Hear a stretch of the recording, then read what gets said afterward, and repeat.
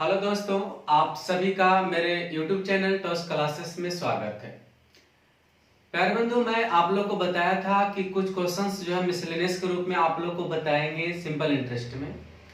तो मेरा एक दो टॉपिक और चलेगा आप लोग को, तो खत्म हो जाएगा ऐसा ही आप लोग का। और कुछ टॉपिक अगर मैंने बता दूं तो कुछ क्वेश्चन मैंने बोर्ड पर लिख दिया है, तो उसको पहले ध्यान से देखना आप लोग को। जैसे कहना यह है कि कोई व्यक्ति, प्रश्न को देखो जितना भी मैंने लिखा है उस पर थोड़ा सा गौर करना आप लोग। कह रहा है कि कोई व्यक्ति 3,75,000 रुपया की राशि को पुत्र तथा पुत्री जो क्रमशः का मतलब जो स्टार्टिंग वाले पुत्र है तो कितना वर्ष का होगा, 12 वर्ष का। अब पुत्री है तो कितना वर्ष का, 14 वर्ष की होगी। कह रहा है कि पुत्र तथा पुत्री को क्रमशः 12 वर्ष तथा 14 वर्ष की आयु का है, इस प्रकार बांटना चाहता है कि प्रत्येक को 18 वर्ष के होने पर 5% वार्षिक दर से समान धनराशि मिले। ऐसा क्वेश्चन मैंने बताया। मैंने एक क्वेश्चन बताया था, आप लोग एक पॉइंट बताया था कि जब ब्याज बराबर होता है तो मूलधन का अनुपात 1/R1T1 होता है, इस तरह से मैंने बताया था। एक बताया था कि जब मिश्रधन बराबर होती है तो 1/100 + R1T1 करके सूत्र बताए थे आप लोग को। तो यहाँ पे समान धनराशि मिले, यानी कि जब बच्चा 18 वर्ष का हो जाता है तो पुत्र और पुत्री को समान धनराशि मिलता है। इसका मतलब क्या हुआ कि ब्याज और मूलधन बराबर धनराशि मिल रहा है। इसका मतलब क्या मिल रहा, मिश्रधन मिल रहा है। यानी यहाँ पर बोलना यही चाह रहा है कि यदि समान धनराशि मिले इसका मतलब है कि मिश्रधन बराबर है आपका। तो एक पॉइंट पहले थोड़ा सा लिख देते हैं कि पुत्री जो है, पहले पुत्र है बंधु तो पुत्र को लिख देंगे। पुत्र कितना वर्ष का है आपका, 12 वर्ष का पुत्र है। और पुत्री कितना वर्ष का, 14 वर्ष का। यानी कहने का मतलब है कि पुत्र 12 वर्ष का, पुत्री 14 वर्ष की है। अब जब राशि जब कितना वर्ष का हो जाता है, 18 वर्ष का। यानी कहना है जैसे मान लें कोई व्यक्ति है, समझे, तो कहना है उसके पास एक पुत्र है एक पुत्री है। पुत्र है जो 12 वर्ष का, पुत्री कितना वर्ष का है, 14 वर्ष का। वह व्यक्ति कह देता है कि जब तुम दोनों जब 18 वर्ष का हो जाओगे तो तुम लोग को समान धनराशि मिलेगी। इसका मतलब ये कह रहा है कि जब 18 वर्ष जब इसको होना होगा तो पुत्र को कितना वर्ष बढ़ना पड़ेगा, 6 वर्ष आगे जाना पड़ेगा। अब पुत्री 14 वर्ष का है, इसका मतलब इसका कितना इंक्रीज करना पड़ेगा, 4 वर्ष। यानी कहने का मतलब ये हुआ कि पुत्र को 6 वर्ष बढ़ना पड़ेगा और पुत्री को कितना वर्ष, 4 वर्ष। तब धनराशि क्या होगा, बराबर। और दोनों का रेट जो दिया हुआ है क्या परसेंट है, 5% का इंटरेस्ट मिल गया। अब एक बात बताओ, जब समान धनराशि जब मिला होगा तो समान धनराशि जब मिलता है, यानी कहने का मतलब कि मिश्रधन जब बराबर होती है तो मूलधन का अनुपात क्या होता है, 1/100 + R1T1 बताया था आप लोग को। ऐसे फिर से लिख देते हैं, 100 + R1T1 यहाँ पर कितना होगा, 100 प्लस में R2T2। ये R2T2 क्या चीज है, ब्याज है, क्योंकि मिश्रधन बराबर जो होता है मूलधन जोड़ ब्याज होता है। अब एक बात बताओ कि जब बच्चा पुत्र जो 6 वर्ष उसको आगे बढ़ना पड़ेगा, 5% का रेट है, तो इसको ब्याज कितना मिलना चाहिए पुत्र को, 6 × 30 रुपया। लेकिन 30 रुपया नहीं होगा क्योंकि समान धनराशि मिल रहा है तो 130 हो जाएगा। यहाँ पर कितना, 5 × 20 तो कितना हो जाएगा, 120। ये तो कट जाएगा। यानी 12:13 के अनुपात में क्या होगा, उसका मूलधन का बंटवारा होगा। इतना तक कोई दिक्कत नहीं हुआ होगा। अब देखो पूरा राशि था कितना, 3,75,000 रुपया की राशि को प्रत्येक का भाग ज्ञात करना। यहां से तो आपको समझ में आ गया कि पुत्र को कितना रुपया मिलेगा, 12, और पुत्री को कितना रुपया मिलेगा, 13। आपको यहां पर देखो कर 3,75,000 रुपया की राशि टोटल लिख देते यहाँ पे। 3,75,000 क्या है टोटल राशि। अब आप बताओ टोटल तुम्हारा कितना होगा, 13 12 कितना, 25। अगर पुत्र को निकालना होगा तो कितना से गुना करोगे, 12 से। तो पुत्र को निकालना है 12 से, क्योंकि प्रत्येक का पूछ रहा था, इसका मतलब है कि पुत्री को भी निकालना है। आप लोग क्वेश्चन अच्छा से लिख लेना, एकदम अच्छे से क्वेश्चन आप लोग फेयर कर लोगे, आराम से देखते रहना, इसी तरह का क्वेश्चन आएगा। अब काटो इसको जरा, 25 से कहा 25 और 12 पर 5, यानी कहने का मतलब है कि 15,000 बार में कट जाएगा। तो 15 12 कितना होगा, 180 पर 000, इतना उत्तर यहाँ पे होगा। इसको काटोगे 15 बार में तो 15 गुना 13 कितना होता है बताओ। 15 दहो को 150 और 15 दिया 45, 195 पर 000। यानी कहने का मतलब ये हुआ कि जब वो बच्चा जो है 18 वर्ष का जब हो जाएगा तो पुत्र को 18,000 1,80,000 मिलेगी और पुत्री को कितना मिलेगा 1,95,000 रुपया की राशि मिलेगी। ऐसा कुछ ऐसा नहीं लगा कि हम बहुत भारी चीज इसमें पढ़ा दी, बहुत छोटा चीज था आप लोगों को। तो यहाँ पे कहना चाहिए कि एक व्यक्ति के पास 3,75,000 रुपया की राशि थी, जो अपने पुत्र तथा पुत्री क्रमशः जो कितना था 12 वर्ष और 14 वर्ष का था, वह जब 18 वर्ष की आयु पर दोनों को समान धनराशि मिले तो बताएंगे कि प्रत्येक का राशि कितना कितना मिलेगा। तो एक को कितना मिलेगा 1,80,000। ये कैसे किए, तो चूंकि समान धनराशि बराबर हो रहा है इसके कारण मिश्रधन बराबर होगा। आगे बढ़ते हैं।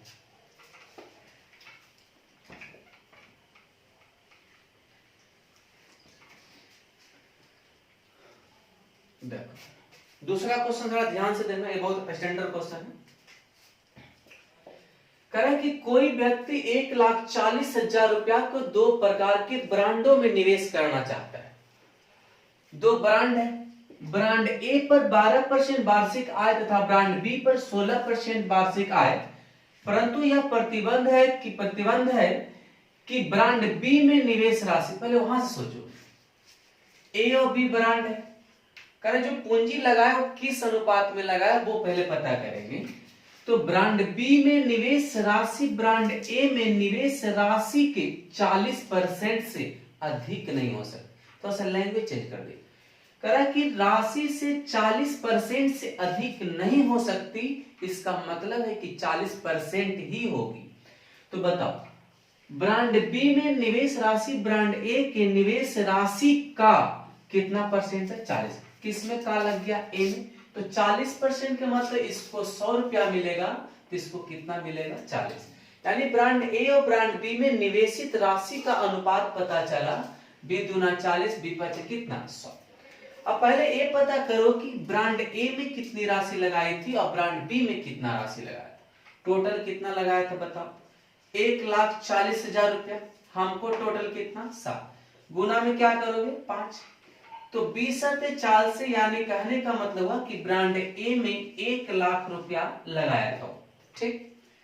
ब्रांड बी में कितना लगेगा 1,40,000 बटा में 7 गुना में कितना 2, यानी कहने का मतलब ये हुआ कि ब्रांड बी में कितना रुपया लगाया था 40। अभी उत्तर नहीं आया, अभी ये पता चल रहा है कि जब 1,40,000 रुपया में जब हम ब्रांड पे खर्च जब किए तो ब्रांड ए में कितना निवेश किया और ब्रांड बी में कितना निवेश किया वो पहले पता किया। तो 1,40,000 में 1,00,000 रुपया ब्रांड ए में खर्च कर दिए और 40,000 की राशि ब्रांड बी में खर्च कर दी। लेकिन यहाँ पे ये पूछ रहा है कि आप व्यक्ति प्रतिवर्ष कितने अधिकतम आय प्राप्त कर सकता है। तब यहां से चलो कि ब्रांड ए में 12% की वार्षिक आय, तो ब्रांड ए पर कितना रुपया खर्च किया पहले बताओ 1,00,000 रुपया। देखो डायरेक्ट वहीं पर बना सकते हो, लेकिन हम समझाने के लिए थोड़ा आगे कर दिए कि ब्रांड ए में जब 12% जब वो कमाता होगा तो 12,000 रुपया यहां से उसको इनकम आ रहा होगा, आय आ रहा होगा। बी जो लगाया है ब्रांड ए में 40,000 की पूंजी लगाई, लेकिन यहाँ पर ब्रांड बी पर कितना रुपया कमा रहा है 16% कमा रहा है। तो आप बताओ यहाँ पे कि 16 चौक कितना हो गया 6400 रुपया। तो कहना ये चाह रहा है कि यह व्यक्ति प्रतिवर्ष कितना अधिकतम आय प्राप्त कर सकता है। तो ब्रांड ए से 12,000 रुपया और ब्रांड बी से 6400 रुपया कमाएगा वो। इसका मतलब है कि 18,400 रुपया को उसका टोटल आय होगा। यही आपका क्या होगा उत्तर होगा। कोनो दिक्कत? फिर से करें, कोई व्यक्ति 1,40,000 रुपया जब लगाया वहां पे तो ब्रांड ए पर 12% का लाभ कमाना चाहता है और ब्रांड बी पर 16% का लाभ कमाना चाहता है। लेकिन यहाँ पे कहना मैं नहीं समझना था कि यह प्रतिबद्ध है कि ब्रांड बी में निवेश राशि ब्रांड ए के निवेश राशि का 40%। अब बताइए 40% कहने का मतलब है 40/100 हुआ हो, तो ब्रांड ए में का लग गया तो ब्रांड ए के लिए 100 रुपया और ब्रांड बी को 40 रुपया। ऐसा नहीं करना 40% अधिक 140 कर दो, वही तो हम लोग गलती कर देते। वहां पे ए बोल रहा है कि 40% से अधिक नहीं हो सकती, यानी प्रॉपरली 40% ही होगी। ठीक, आपका इतना कंप्लीट हुआ, समझ में बात आया तो आप लोग को अच्छा लगा होगा। अगला क्वेश्चन हम लोग देखेंगे, एक मिनट में। देखो बंधु अगला करा कि एक 10 वर्ष के लड़के को अपने पिता से 50,000 रुपया प्राप्त हुआ जो एक ट्रस्ट में जमा कर दिया। जैसे मान लीजिए, हाँ समझना, आप 3rd नंबर क्वेश्चन बता रहे हैं, इधर भी चौथा पांचवा आपको नहीं देखना है। करा कि एक 10 वर्ष के लड़के को अपने पिता से 50,000 रुपया प्राप्त हुआ जो एक ट्रस्ट में जमा कर दिया। बच्चा था कितना वर्ष का, जरा बताओ? 10 वर्ष का। ट्रस्ट में जमा कर दिया और ट्रस्ट ने यह धन 4% साधारण ब्याज पर दे दिया। जैसे मान लो कि मेरे पिताजी का 50,000 रुपया है मेरे पास, और हमारा बेटा जो है मान लीजिए छोटा है, 10 वर्ष का है, तो सोचा कि 50,000 रुपया जो पैसा जो हम ट्रस्ट में जमा कर देते हैं, तो जब ट्रस्ट में जब जमा किया होगा 50,000 रुपया, तो कितना परसेंट के रेट पर लिया होगा? 4% के रेट पे। तो यह 1200 रुपया देखो जमा कर दिया, और यह ट्रस्ट 1200 रुपये प्रतिवर्ष इस लड़के को देता है, तथा ट्रस्ट का खर्च 300 रुपया वार्षिक है। तो जब 18 वर्ष की आयु होने पर उस लड़के को ट्रस्ट से कितना धन मिलेगा? देखो पैसा जमा कितना वर्ष के बाद हुआ था? 10 वर्ष का बच्चा था तो पैसा जमा हुआ था, उसको लौटाया कितना वर्ष के बाद? 18 वर्ष के बाद। 18 वर्ष में इसका मतलब ये हो रहा होगा कि 10 वर्ष का जो लड़का था उसको जब 18 वर्ष पे जब मिल रहा है, इसका मतलब कि 8 वर्ष उसको ट्रस्ट में जमा हो गया होगा। तो सोचो एक बात को, उसको मूलधन के रूप में कितना जमा हुआ होगा? 50,000 रुपए। तो क्लियर है। वो इंटरेस्ट कितना लेगा जरा बताओ? यानी आप कहना ये चाहोगे सर 50,000 रुपए तो हम दिए थे और 4% से लिए होंगे, और कितना साल तक दिया होगा? चूंकि 10 वर्ष से 18 तो 8 साल तक ट्रस्ट में रहा होगा। तो क्या निकल गया होगा बताओ? ब्याज 8 चौ 32 बचे कितना होता है? 160 पर डबल जीरो। यानी कहने का मतलब ये हुआ कि उसके पास 50,000 मूलधन था जब 10 वर्ष का लड़का था, और 4% पर जब ट्रस्ट को जमा कर दिया, तो 18 वर्ष के बाद जब उसको लौटाया होगा तो 8 वर्ष तक तो रहा होगा उसको। तो 8 वर्ष में उसको ब्याज के रूप में कितना देना चाहिए था? उसको 16,000। इसका मतलब है कि कुल राशि जो उसको हुआ होगा वो कितना उसको मिलना चाहिए? 50,000, और प्लस में कितना? 16,000 रुपया। यानी कि 66,000 रुपया उसके पास चाहिए। जब कुछ नहीं करता तब चाहिए। लेकिन ट्रस्ट वाला जैसे देखो बेटा जब उसका छोटा था, ट्रस्ट उसको खर्चा पानी दिया बढ़ने के लिए, तो कह रहा है कि 4% साधारण ब्याज पर दे दिया, और यह ट्रस्ट जो था 1200 रुपए प्रतिवर्ष इस लड़के को देता था। अब एक बात बताओ, वो ट्रस्ट के द्वारा दिया गया धन कितना हो बताओ? ट्रस्ट के द्वारा दिया गया धन कितना होगा बताओ? 1200 रुपया प्रति सालाना दिया होगा, तो 10 से 18 मतलब 8 साल तक वो खर्च उठाया होगा उसका, तो कितना होगा? 12,96 रुपया उसको खर्च ऐसे ही हो गया। उसको दे दे के मान लें कि जब बच्चा 10 वर्ष में पैसा हमको जमा हो गया, उसको खर्च दे रहे हैं भाई साल भर, एक साल में 1200 रुपया, एक साल में 1200, तो 8 साल तक तो खर्च दिया होगा, तो 9400 रुपया तो ले लिया होगा। और जब ट्रस्ट में जब पैसा दिया होगा तो ट्रस्ट पर जो खर्च हुआ था वो 300 रुपये वार्षिक था। यानी यहां पर करो दिया गया धन उसके पुत्र को, और ट्रस्ट पर खर्च जो हुआ था वो कितना हुआ था? 300 रुपया वार्षिक। तो 8 महीना तक, 8 साल तक ये भी हुआ होगा, तो 8 दिया कितना? 2400। यानी कि 0 0 10 के सुनना ही कितना होगा बार। यानी कहने का मतलब ये हुआ कि 66,000 रुपया उसको होना चाहिए टोटल, लेकिन ट्रस्ट के द्वारा उस बच्चे को दिया गया धन 9600 रुपया खर्च कर दिया, और ट्रस्ट का खर्च कितना हो गया? 2400। यानी 12,000 रुपया क्या कर दिया? खर्च कर दिया। तो उसको कितना लौटाना चाहिए? तो बताओ 66,000 उसको लौटाना ही चाहिए था, 12,000 उसको खर्च कर दिया है, इसका मतलब 66,000 में 12,000 घटा देंगे, इसका मतलब है कि उसको कुल कितना धन दिया जाएगा? कुल धन कितना दिया जाएगा बताओ? तो 66,000 में से 12,000 घटा देंगे, यानी 54,000 रुपया की राशि उसको क्या किया जाएगा? दिया जाएगा 18 वर्ष।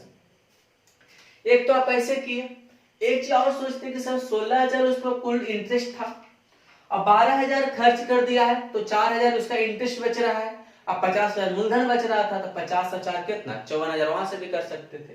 तो इतना जोड़ के भी आप कर सकते हैं, ऐसे मुजमानी आप समझते तो और जल्दी कर सकते कि 5 से 50 उसका मूलधन तो मूलधन रहेगा ही। तो आप पहले पता करो कि 8 साल में उसको ब्याज होना कितना चाहिए था, तो 16,000 रुपये उसको ब्याज होना चाहिए था टोटल। लेकिन 16,000 में उसको 9600 रुपये उसको लौटा दिया, 2400 रुपया ट्रस्ट पे खर्च कर दिया, तो 12,000 तो खर्च करेगा, 16,000 हमको इंटरेस्ट हो जाता, जिसमें 12,000 उसको खर्चे हो गया, तो 4,000 उसको इंटरेस्ट बचेगा। तो इसका मतलब है कि 4,000 बच जाएगा तो 50 54,000 हो जाएगा। आप इस तरीका से भी बना सकते हो। ठीक, आगे देखो, जितना भी क्वेश्चन मैंने बता रहा है सब थोड़ा सा ध्यान देना, और कोई भी बुक अगर पढ़ रहे हैं तो इस पे आधारित बहुत सारा क्वेश्चन आपको मिलेगा, तो आप लोग बनाना। देखो पहले बात तो समझना सीख जाओ, जब समझ जाओगे ना तो आपको लगेगा सब आसान है। ऐसा एक क्वेश्चन आप लोग रेशियो में पढ़ा होगा गाय मुर्गे पर आधारित प्रश्न, जो बच्चा नहीं पढ़ा वो पढ़ेगा अगले वाले क्लास में, और जो पढ़ लिए उसके लिए बहुत अच्छे से समझ में आएगा। देखो सुनना, कह कि एक व्यक्ति जो 2800 रुपया, टोटल कितना रुपया है 2800 रुपया मूलधन के रूप में, दो भागों में इस प्रकार बांटा कि पहला भाग जो है ना 10.5% पर बांटता है, कुछ धन उधार देता है, और सेकंड कितना देता है 7.5% पर। जब इस तरह जब दिया तो 3 वर्षों के बाद उसे कुल 774 रुपया का ब्याज हुआ। अब एक बात बताओ, 3 वर्ष का ब्याज जो हमको मिलता है वो 774 रुपया मिलता है, तो 1 वर्ष का ब्याज कितना होगा 774 बटा कितना 3 होना चाहिए, काट दो इसको, 25 तिया 75 और 8 तिया 24, यानी कहने का मतलब हुआ कि 258 रुपया का 1 वर्ष का ब्याज होगा। गाय मुर्गा में ये होता है ना कि गाय अगर निकालना है तो पूरे समूह को मुर्गा मान लेंगे, और मुर्गा निकालना है तो पूरे समूह को गाय मान लेंगे। तो उस आधारित पर क्वेश्चन है। यहाँ पे एक कहना चाह रहा है कि 10.5% की दर पर कितना धन लगाया गया। देखो जब 10.5 पर लगाया गया है तो सबको माने कितना पर लगाया गया होगा 7.5%। 10.5 पर पूछेगा तो सबको मानेंगे 7.5, जैसे गाय निकालना तो सब मुर्गा मानते हैं। तो अब एक बात बताओ, 2800 रुपया की राशि पर 7.5% पर ब्याज कितना होना चाहिए बताओ, कट जाएगा डबल जीरो। अब गुना करो, जल्दी जल्दी काट, एक बढ़ा देते हैं हम भी इधर, 5 दूना 10 होगा, 15 पचे 75, 14 दूना 28, 14 15 ये कितना होता है 210 होता है। तो आप बताओ, यानी कहने का मतलब ये हुआ, थोड़ा सा समझना बात को, फिर से एक बार रिपीट कर देते हैं। मूलधन उसके पास कितना था 2800 रुपया, कुछ धन 10.5 जैसे मान लें कि 2 व्यक्ति है, एक का 10.5% के रेट पर ब्याज दे दिया, एक पर 7.5%। जब तीनों पर जब कैलकुलेट जब किया तो दोनों तरह से जब वापस उसके पास पैसा आया तो ब्याज के रूप में 774 रुपया उसके पास ब्याज आया। तो व्यक्ति ये सोचता है कि जब 3 वर्ष में उनको 774 रुपया आया होगा तो 1 वर्ष में कितना आएगा, तो कितना आएगा 258 रुपया आएगा। अब कह रहा है कि 10.5% पर कितना धन लगाया गया, तो 10.5 पर जब पूछेगा ना तो पूरे को मानना 7.5 जो अल्टरनेट में रहेगा। तो ये सोचा कि 2800 की 10.5% तो 210 रुपया होता है, लेकिन ये तो कह रहा है कि 258 रुपया, तो दोनों का डिफरेंस कितना हुआ बताओ 48 रुपया का। यहाँ पर डिफरेंस कितना क्या बताओ 3 का, परसेंट का तो गुना में क्या 100, यानी आप यहाँ पे कह सकते हो कि 1600 रुपया की राशि 10.5% के रेट पे लगाया गया था। इसका दूसरा तरीका क्या है कि आप एलिगेशन लगा के भी बना सकते हो। ऐसे आप इतना ही समझना है कि जो निकालना है उसके बाद आपका उसका विपरीत मानना है, और दोनों का जो आवेगा उसका अंतर और उसका जो रेट का अंतर था रेट का अंतर कर देंगे, काम खत्म हो जाएगा। तो आप गाय मुर्गा से भी बना सकते हो। एलिगेशन से बनाओगे तो आप अकेले अकेले एक बार 10.5 क्यों निकाले, एक बार 7.5 क्यों निकाल के एलिगेशन लगा के भी बना सकते हो। ऐसा बता दूं लगता है आप लोगों को, देखो एलिगेशन पे, एलिगेशन पर कैसे लगा सकते हैं, देखो 7.5% पर हमको कितना रुपया का एसआई मिला 210 रुपया का, देखो 10.5% का भी निकाल लो, 2800 का 10.5% आप निकालो जल्दी से, दशमलव हटा के एक जीरो और बैठा ही देते हैं, खत्म हो गया। इसको काट, 5 दूना 10 21, 14 बार में कट जाएगा। अब काटो 21 84 के 4 बाकी 8, 21 8 कितना 29, यानी कहने का मतलब ये हुआ कि 7.5% पर 210 रुपया और 10.5% पर कितना 294 रुपया। एलिगेशन ऐसे लगता है 294 रुपया 1 वर्ष का 10.5% पे, और 210 रुपया जो 7.5% से 1 वर्ष का। हमारा कितना आया था 1 वर्ष का ब्याज बताओ 258। जो मिडिल में होता है देखो बंधु, एलिगेशन लगाते वक्त ये समझना जरूरी होता है कि मिडिल वाला जो टर्म जो होना चाहिए एक से बड़ा होना चाहिए, दूसरे से छोटा होना चाहिए। अब इसको घटा, 14 में से दोनों का डिफरेंस निकलता है तो कितना होगा 6, आई 28 यहाँ कितना 3, आई कितना होगा 48, 12 चौका 48 और 12 तिया 36। ये क्या चीज का अनुपात निकलेगा? मूलधन का। अब बताओ 2800 रुपया टोटल राशि था, हमको टोटल कितना हुआ 4 3 कितना 7, पूछा 10.5% पर, तो 10.5% वाला 294 वाला था, तो कितना से गुना करेंगे 4 से। यानी आप यहाँ पे एक कह सकते हो कि 1600 रुपया की राशि जो है ना इस तरीका से भी आप एलिगेशन से लगा सकते। अब देखो एक क्वेश्चन आओ आप लोग का है, दिखा दूं आप लोग को। जितना मैंने क्वेश्चन बताया उसको बार एक बार नहीं देखना, 2 बार देखना, जब तक नहीं समझ में आवे तब तक देखना है उसको। और जितना भी मैंने क्वेश्चन बताया है ध्यान रखना, अभी बहुत सारा क्वेश्चन इस पे जाने वाला है। जिसको माइंड में कुछ ऐसा लगता भी होगा कि सर ये वाला क्वेश्चन नहीं बताया, वो वाला क्वेश्चन नहीं बताया, तो वो कंफ्यूज तुम्हारा नहीं, वो हम कर देंगे आपको क्लियर, कंफ्यूज नहीं रहना तुमको। अब अगला देखो 5वां नंबर, इसको अगर मेरे तरीका से देखोगे तो तुरंत हम बता देंगे इसको, ठीक है, लेकिन थोड़ा सा सोचो, अपने विस्तार से कर देते हैं। 2 श्रोताओं से 1500 रुपया 3 वर्ष के पश्चात मिला, ठीक, तथा साधारण ब्याज में अंतर 13.5 रुपया का अंतर है। देखो 13.5 रुपया का अंतर है तो ब्याज बराबर क्या होता है? मूलधन गुना में कौची समय गुना में दर और बटा में क्या 100। लेकिन अंतर कहने का मतलब है कि 2 रेट चल रहा है, इसका मतलब R2 एक होगा बटा में 100, मूलधन तो समय वही है। अब एक बात बताओ बंधु, इसको आप काट ही सकते हो, इसको भी काट सकते हो। अब क्या हो 13.5 रुपया का ब्याज बराबर मूलधन, अंतर तो अंतर लगाए हैं 45 R1 और माइनस में कितना होगा 45 R2।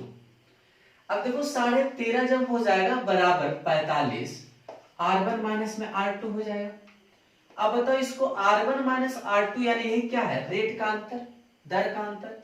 तो 13.5 बटा में कितना करोगे 45, दशमलव हटा दो, यहाँ पे 00 बेटा एक शून्य काट देते हैं, 45 का कितना होता है 135, 3 बटा 10 के मतलब 0 कितना होगा 3%। आप इस तरीका से भी बना सकते हो। ऐसे एक बात और बता दूं आप लोग को, अगर इस तरह का क्वेश्चन कभी भी रहेगा ना तो 13.5 लिख देना, उसके बाद सीधा सीधा आपको पता है कि दर बटा 100 होता है तो 00 तो कटना ही कटना है, तो 15 कितना होगा 45 से भाग लगा दोगे, दर का अंतर डायरेक्ट निकल जाएगा आपका कितना 45 0.3।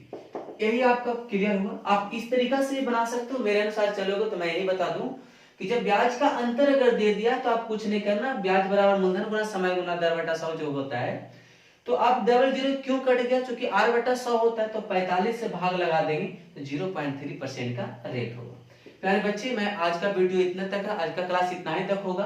तो आप लोग को लाइक बनता है, शेयर बनता है, कमेंट बनता है तो आप लोग जरूर करो, नहीं बनता है तो शेयर जरूर कर देना, बाकी तुम्हारा मर्जी, ठीक। तो आप आज का क्लास इतने तक, धन्यवाद।